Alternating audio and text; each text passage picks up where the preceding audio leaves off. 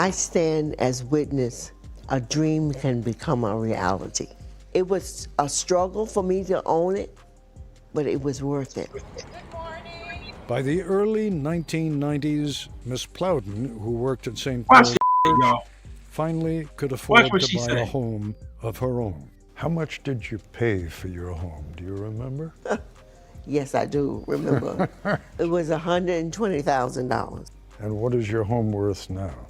over $500,000. So when you pass on and you leave that to your children, you're leaving an estate.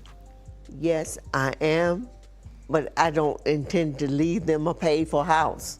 I intend to enjoy my money and my house. How's everybody doing today? This is Attorney Antonio Moore coming to you from Tone Talks. I want to have a brief discussion today about both the state of wealth and also the situation that's coming. I believe that we're facing a cliff, an economic cliff unlike anything seen in America for generations. And many of you are not prepared for that. What I wanted to do in this show was kind of look at new charts that have come out that reflect the truths about how that cliff is upon us, because it's almost like two parts. Because while Black America will face an economic cliff, white America, particularly the top 20% of white America or so, when in terms of numbers, a lot of you guys don't know, there's about 80 million white families. There's about 20 million Black families. So all 20 million nearly, probably a few 100,000 won't be part of that for a number of reasons. But almost all 20 million Black families will be outside of everything, all the advantages, all the inheritance, because of the words that came out of the last woman's mouth, where there's been a total failure in terms of obligation between the boomer class and their children in terms of wealth preservation and sharing. But in addition, what's going to happen is that white wealth will take off, because there's been a renaissance of sorts since the 80s. We see it with the estate tax, where the floor went from 600,000 to now being 15 million for a reason, because they are setting up these massive estates to be transferred at death. They are doing massive transfers of gifts in terms of cash. I'll show you in a second in life. And you are failing to do the same and failing to demand the same as done for you. And we're here to talk about it today. Let's get right into the discussion. So when I look at this, I'm looking at this in context of this great wealth transfer that we're in the middle of, or we're in the first phases of, let me actually say. The biggest wealth transfer in American history is upon us. Some will benefit far more than others. And when they say some, that's an understatement. The top part of white America will benefit almost entirely from this, and nearly all Blacks, bar few, will benefit nearly not at all, and also face a mega cliff. And many of you guys better wrap your head around this and get emotionally stable and ready. So I'm bringing up these two charts to show you what I mean of what has happened with wealth just since 2018, these last 7 years. This is the Federal Reserve Survey of Consumer Finances. To show it displayed in a different way, we've shown this chart over the last few years. But what it shows is that white wealth went from 24 trillion. And if you were to go backwards, they were at 3 trillion in 1980. They are at 140 trillion now. They're way above this mark even today. Black wealth is pretty much at the same level. But what is going to happen as the boomers pass on is this little bit of boost will collapse, because it's almost all pension and Black boomers home ownership. That is not as a result of their effort. That is a result of politics that was done to make sure that they were okay, despite the fact that gains from the New Deal, gains from the civil rights were being clawed back, and a total failure of a political / economic decision to make you primary interests of people, of the society, and even of their lives. What has happened here is that, this little dip is when Obama came into office after the financial collapse. So everything that Obama did is here. Everything that Trump did is here. Everything that Biden started to do is here, and going past that, and everything that Trump did is going to go even further. And why is this important? Well, it's important because of this chart right here. And what I'm telling you, I'm not asking, I'm not pontificating or guessing, is there will be a cliff for Black wealth unlike anything we've seen ever in American history, and you will feel the impact in your life. What I'm telling you is that you can see in this chart the way white wealth has taken off and that way black wealth will collapse. Let me show you. So this chart is the visualization of this 100 and something, 110, 130 trillion dollars in categories. When you look at black wealth, these numbers all added together are somewhere around $5-6 trillion. But what you will jump off the page for you is how much of that is pension. Even these two categories together, over $2 trillion, and real estate, primarily in the hands of black boomers. And it wasn't done because they went to college and you didn't. It was just timing. Why is this important? Well, it's important because that is not the breakdown of white wealth. White wealth, they have 36.69 trillion in real estate. They have 6 trillion just in consumer durables. They have more in consumer durables and TVs and couches than black wealth combined. Again, there's 80 something million white homes, 80 million plus, and there's 20 million plus black homes. That's a 1-to-4 ratio. This is not a 1-to-4 ratio in wealth. The reason this is important is because the pivotal reality of how you've held your life together on cotton candy, on chew gum, on all of the leftovers at the bottom of the refrigerator, it's not going to work going forward. Because white wealth is about to take off and they are about to hand white youth trillions of dollars. The biggest wealth transfer in American history is upon us. Some will benefit more than others. And you not part of the sum. And that's the point of this show, just to show you how you not part of the sum. So $36 trillion in real estate, $6 trillion in consumer durables, $41 trillion in corporate equities. That's their stocks. They have 14 trillion in pension entitlements, combined with another 11 trillion with defined contribution pensions. That's 25 trillion in pensions, 13.6 trillion in private business. We don't even exist in private business, but we spend all our time talking about black business, when the reality is that black people in America, ADOS, have never been put in position to have any business of any measure. Don't tell me about no NBA players or no LeBron James starting something or Kevin Hart's restaurant. It does not register. And then I know from talking to the governors, I reached out to them. The governors are the people that control the Federal Reserve Survey. They explained to me that the cash on hand is held not in all of these categories, but in this other assets, along with some other things. So the reason this is important is to go back to 2018. So if you go back to 2018, Q1, and you look at the jump that's happened with white wealth in those 7 years, it'll show you everything about how your life about to get hard. And if you don't understand, it don't matter if you understand. When you look at real estate, white wealth went from $21 trillion in real estate to $36 trillion in real estate in 7 years. That's a $15 trillion jump. They will pass that on through this estate tax that they supercharge, where it's $15 trillion for a person, $30 trillion for a couple, and you will have to compete with that with labor that's taxed at 40%. So they're going to receive this money tax-free, and you will receive next to nothing because of the logic that people have that they don't owe nobody nothing. Let's play it again. As witness, a dream can become a reality. It was a struggle for me to own it, but it was worth it. You leave that to your children. What's your home worth now? Over $500,000. So when you pass on and you leave that to your children, you're leaving an estate. Yes, I am, but I don't intend to leave them a paid-for house. I intend to enjoy my money and my house. My money, my house. This woman has no idea she lives in an America where the wealth gained from the late 70s into the 2010s is supposed to support a family multi-generationally through this next era where you don't make money. And I don't know. Everybody can figure it out how they figure it out. All I'm saying to you is that when you look at the jump in white real estate by $15 trillion, And then also, what did I tell you the cash was at? Other assets. They have jumped $9 trillion in the category where the cash is held. What I told you before is the mechanisms that this society has does not keep proper metrics on when a grandma pays for school for their grandchildren in cash, on when $10,000 shows up to pay student loans or car payments. This is a mechanized system where you're supposed to be part of that growth. Folks, while that category went up $9 trillion for white folks, it dropped for blacks by $200 billion. It already was nearly nothing.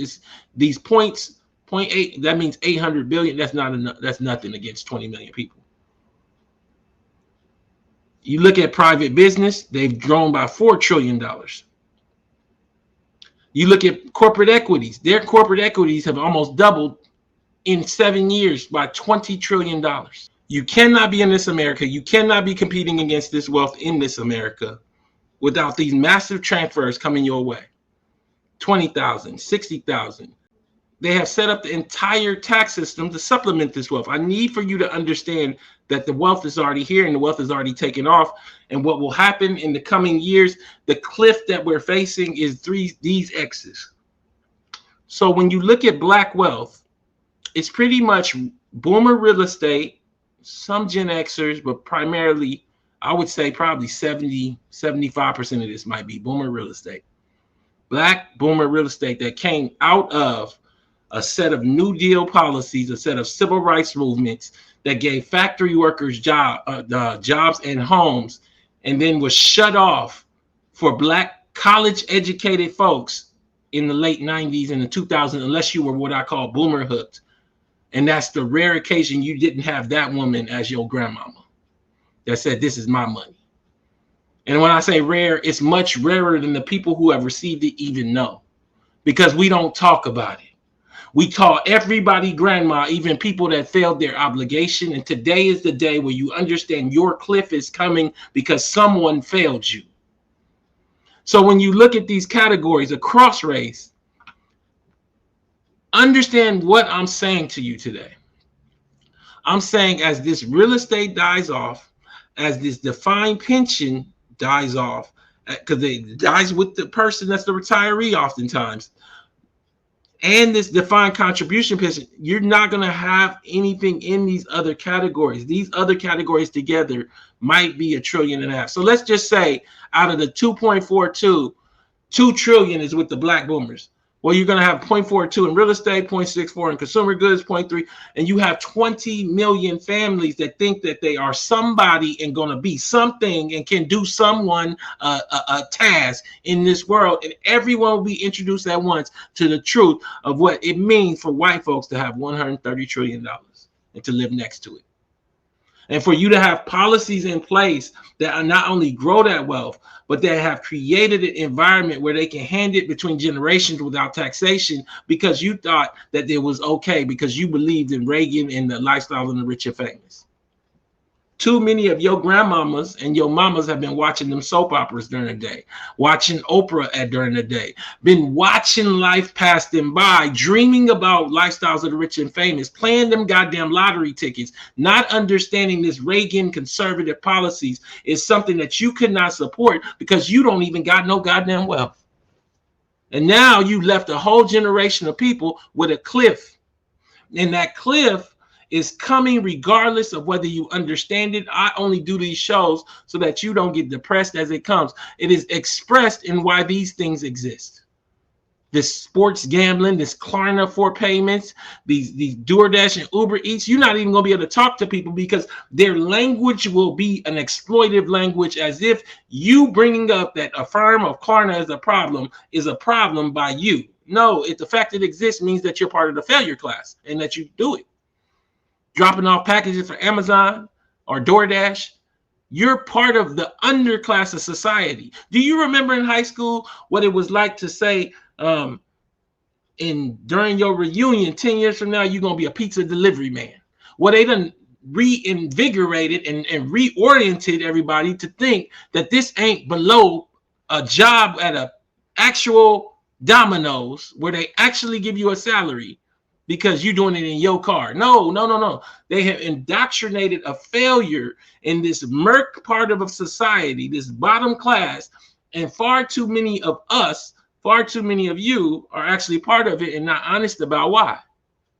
I just want to talk today. I want to talk about the cliff. I want to get you prepared for the truths of how this cliff is definitely here and how it is not going to be something that everybody has to feel, because there is a section of white America. And if you went to college, it's a lot of your friends that are out. Like Duck Goose, they got tapped out.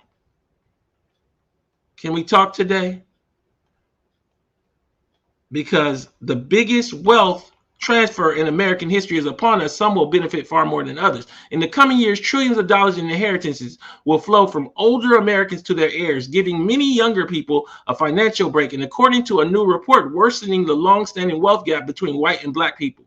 Inheritance patterns suggest that this multi-generational phenomenon, known as the Great Wealth Transfer, is unlikely to help close the black-white homeownership rate gap, wrote the authors of a new report from the Urban Institute, a think tank based in Washington. Instead of ongoing wealth transfer may further cement or even widen it, they added. Family money plays a key role in helping members of younger generations afford home ownership. So what they're saying is that if you bought your home and your parents or your grandparents didn't give you no money, you probably did it wrong for the way America's set up today. And that's why it's so hard. So they baked in now the society that your parents or your grandparents was going to do their part and pay their bill. It wasn't that way for them because everything, the assets were much lesser and they weren't inflated with the valuation of the reality of an obligation to transfer wealth. That's what your life is baked into. You don't get to choose whether that's the case. It's why the house is $400,000. You're not supposed to buy that with labor. You buy that with time. And time during a specific time period. Family money plays a key role in helping members of younger generations afford home ownership. About 36% of Gen Zers and Millennials who said they plan to buy a home soon expected to receive a cash gift from their family to go toward their down payment. They're not even talking about the inheritance. That's just in-life transfers. Can we talk today? And how much of that is shirking the tax laws and not really being done and reported as income? Can we get to it? According to a March survey by the real estate broker Redfin, 16% of those young prospective home buyers said they would use an inheritance to fund their down payment. So some will use an inheritance, meaning a death transfer. But another chunk, maybe 20, 25, will use an in-life gift. Nepo home buyers, meaning nepotism home buyers, have a growing advantage over first-generation home buyers. Daryl Fairweather, chief economist at Redfin, said in a statement, because housing costs have soared so much, many young adults with family money get help from mom and dad, even when they have jobs and earn a perfectly respectable income.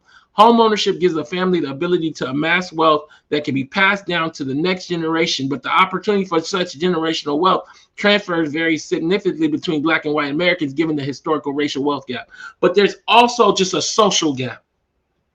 We cannot live in a world where this is okay. Let's play it one more time because it gives you an idea of the psychosis behind this kind of statement. Let's get to it. I stand as witness. A dream can become a reality. It was a struggle for me to own it, but it was worth it. And what is your home worth now? Over $500,000. So when you pass on and you leave that to your children, you're leaving an estate. Yes, I am, but I don't intend to leave them a paid-for house. So to give that context, that video goes further and it goes into a program where they gave her that house. Overall, the Nehemiah homes have created an estimated $1.5 billion in wealth for first-time Black and Latino homeowners. Here's developer Kirk Goodrich. This is the most consequential, important community development effort in our country because it was done by one organization over 40 plus years and they've never stopped. The city created a program to create Black intergenerational wealth and gave her that house. She paid the mortgage, but they gave her that house and supplemented it So now she wants to actually take that political gain and say it's just mine.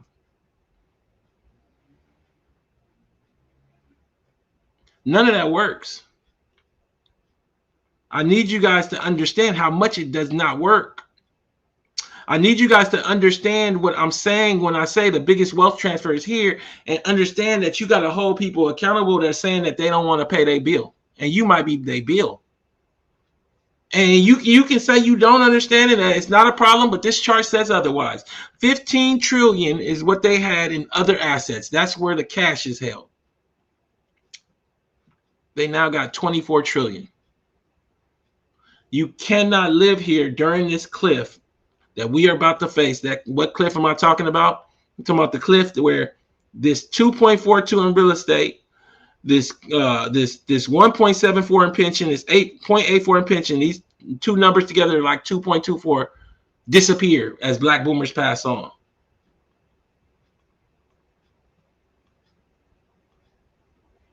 I need you guys to understand that there's a reality happening.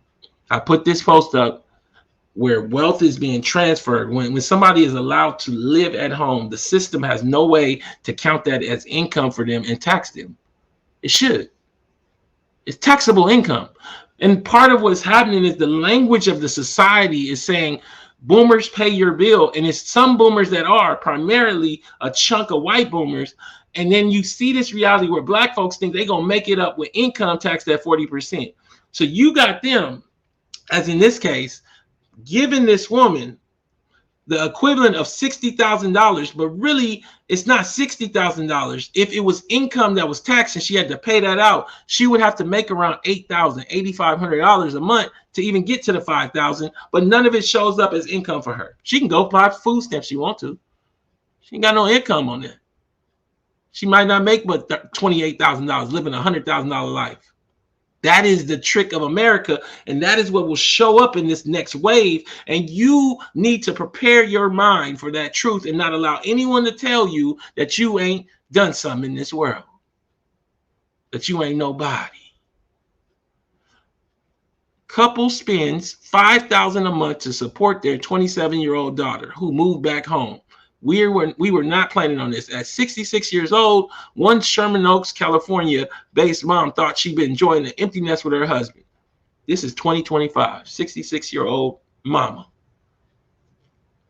27-year-old child. This woman mama would be older than my mama if my mama was alive. Ain't that something? Got two parents together 40 years and they done amassed this nest egg, and now they're giving you $5,000 off the books. That's really what this is, off the books giving, because it's not reported as income, and it should be, because that's what it is. Couple spends $5,000 a month to support their 27-year-old daughter. The boomer hooked assistance, this boomer hooked assistance is baked into an elite life in America. If you don't have it, you're out. These gifts, and this is my tweet that I had about this, these gifts are likely being received without a dollar of tax being paid. It is income, and every worker should be livid how this is set up. So while you go to work and are taxed 40%, you are competing against inheritance transfer monopoly money. You will compete against this massive explosion in wealth that you can see expressed in categories here. $15 trillion in real estate. You will live next to someone else who was given a house and be trying to pay a $6,000 mortgage. You will live next to someone who was given a car and be paying a $1,200 note. Let me play something for you to give you context. Can be for some of these borrowers.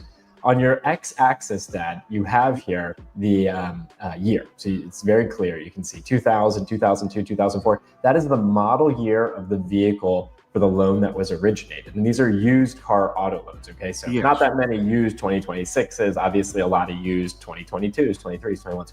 And then on the y-axis here, you have how many months, not millions, how many months was the average term length for that auto loan. And what's interesting here is you can clearly see there's the highest loan term length for 2023 model year vehicles that are currently being sold as used cars at 71.5 months. And then it, very obviously, it goes down, right? In 2010, if you are purchasing a 2010 used car right now, the average loan term length is 54.6 months. This is what is scary to me. Understand what this man is saying. This man is saying that people are buying a car today that is 15 years old and they are financing for 50 something months. This is a collapse. Those that are borrowing to purchase a 2010 or older used car is where you start to see this line go back up again, all the way back to vehicles that in the Experian data set are being financed for 63.2 months. They're 2000, the model year's 2000. I mean, like, they're 25 years old. Oh gosh, yeah. You're financing a 25-year-old car for 63 months. You tell me, how that makes any sense at all. Okay, if I hate to say this, but if you're looking at a 25-year-old car and you can't afford to pay cash for it, you can't afford the car. Okay. And then the average is 63 months for those that do choose to finance. We're not talking 36 months, 24. We're talking 63 months, 5 years. 5+ years. Okay. And there is, you will never convince me that there is any way those folks have the necessary cash on hand if and when that car breaks down and needs a major repair. So we are setting customers up to fail. These things that are in society, for those of you that have done these things, I understand it's a hard time. They bake them into society, but they are expression of how this entire part of society is set up to fail. And many of you have not accepted that. And I'm just telling you, there's a cliff that we're in the middle of falling down, where as boomers over the next 5-10 years pass on, nearly all of Black wealth will die with them. And it will look very different as white wealth takes off. Somebody might say, well, won't white wealth die with them? No, they are transferring it, and it is growing in an exponentially different way than this Black wealth. The Black wealth, and you can talk to estate lawyers, you can talk to people who deal with these wills and estates, and the Black homes are going to die through the Medicare because they aren't set up right to be transferred to the younger children, and they aren't that much asset in them anyway. Well, white wealth will have more than enough to deal with those losses and not be taken all away. You have this reality where programs were given to Black folks, like this woman that I showed earlier, and she don't even know it wasn't you, it was the program. And you should then transfer that wealth to the next generation because it's not yours, it's your family's. And for people not to explain that to these crazy people, As witness, a dream can become a reality. You're leaving an estate. Yes, I am, but I don't intend to leave them a paid-for house. I intend to enjoy my money and my house. this is unacceptable. When you play with them grandkids, it's a bill attached. And America decided that. What I'm saying to you is that it don't matter what you think should happen. It matters what is happening. And what is happening is that these three categories will take massive hits over the next 5-10 years. And what you will see is a consequence expressed through how Black people have to do what? These things. Almost the entire group will be Klarna, DraftKings, Grubhub people. You have a generation of boomers, Black and white, that ate this Reagan-esque lifestyle of rich and famous soap opera life whole. And now we have the consequence where don't nobody give a about us. You got it to the point where I've told you again and again, money flows down. It don't go up. But y'all gonna have to take care of these old folks that need help because they ain't got enough for their Medicare or for their old people care. 82% of millennials are concerned about financially supporting their aging parents. What about the other 18? Oh, they getting their transfers. So you got a 20%, 18%, which is really 35% of all of white America that don't have any of those concerns. You got probably a few percent, 1, 2, 3% of Black folks. I would even go as far as 5, 6 that sit next to other Black folks and don't have to worry about it either and need to realize, shh, that's not what's going on in this race. It's good your parents did for you, but it ain't happening normally out here. What's happening normally is people don't have nothing because they ain't do right in the era where it was time to gain wealth. And then what's also happening is even if they did gain wealth through some program, they believe like that woman is just theirs. And I'm going to play with it in my life how I see fit. There is an obligation socially that you should be calling upon. For those of you that do have a woman with $500,000 in the house, you need to be sitting down with her and counting out what her obligation is to you. And if you are not, you are failing your children and yourself. And it just will show up for you as this cliff happens. My mom is 60, is deep in debt, and now she is demanding I take out a loan to help her pay it off. What do I do? Okay. Since her mom has a history of being, picture this, Tabitha, 29, is a registered nurse who makes about $80,000 a year. She's always been responsible for her money, which means she's debt-free, has an emergency fund, and set aside money for her future. But her mom, who was $20,000 in debt, is now pressuring Tabitha to take out a loan to help her pay it off. To make matters worse, the rest of Tabitha's family is piling on the pressure too. Since her mom has a history of being financially irresponsible and emotionally manipulative, Tabitha has put her foot down and said no. A lot of people come to my shows and they'll say you're not giving a solution. My first solution is for you not to get depressed because you're struggling. We live in a struggle era. They built it this way. And when I say they, I'm talking about the boomers, black and white. They ate everything in their era. And then a chunk of them that primarily are white that know that, and they give money to their kids now, and they make sure that they live. They complain about it, but they do it. But then the rest of them that live next to that don't even know their social obligation and don't want to live the truth that you got to go back to work. You don't get to retire, not for 25 and 30 years. It's $1 million life. Since her mom has a history of being financially irresponsible and emotionally manipulative, Tabitha has put her foot down and said no. So now comes the second solution I give you. Everybody don't got the same mama or grandmama. I ain't know my grandpops on either side. Not a day in my life. The truth is, we all don't have the super granddaddy that or the super mama where it's, you need to look at your situation and be honest about what you got, the hand you got, the poker play that you got. You better get real with it before it gets real with you, because baby boomers hold half of the nation's $140 trillion in wealth, and they are handing that to the next generation. Look at this chart. Baby boomers, 78.3 trillion. Silent gens, which is before the boomers, 18 trillion. Those before 46. Generation X has 47 trillion. Millennials, 14 trillion. And this is a few years old, so it's changed. This is what I'm telling you. Purchasing power of the US dollar in June of 1950. $1 is now 7 cents and 25. What was $1 in 1950 is 7 cents in 2025. A big payday is on the horizon for Gen X.